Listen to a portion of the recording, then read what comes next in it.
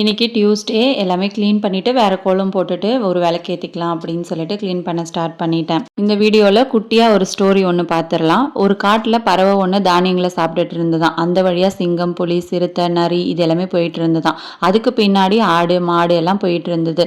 இது எல்லாத்தையுமே கவனிச்சுக்கிட்டே அந்த பறவை பார்த்தீங்கன்னா சாப்பிட்டுட்டு இருந்திருக்கு. அந்த வழியாக மனுஷன் ஒருத்தர் வந்தாராம். அதை பார்த்ததும் பறவை பறந்து போயிடுச்சான். இதே மாதிரி டெய்லி நடந்துட்டு இருந்திருக்கு. ஒரு நாள் அந்த மனுஷன் பறவை கிட்ட கேட்டானா, எல்லா மிருகங்களும் போகும்போது நீ அங்கேயே இருக்க, பறந்து போகாம நான் வந்தா மட்டும் ஏன் பறந்து போற அப்படின்னு சொல்லிட்டு.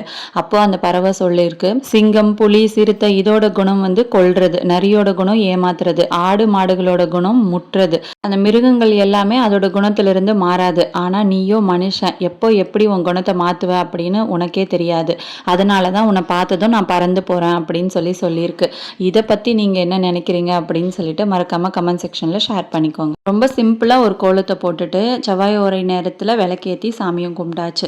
இந்த வீடியோ பிடிச்சிருந்தா ஒரு லைக் பண்ணிவிடுங்க. மறக்காமல் நம்ம சேனலை சப்ஸ்கிரைப் பண்ணிக்கோங்க. உங்கள் ஃப்ரெண்ட்ஸ்க்கு எல்லாருக்கும் ஷேர் பண்ணுங்கள். நெக்ஸ்ட் வீடியோவில் பார்க்கலாம். தேங்க்யூ.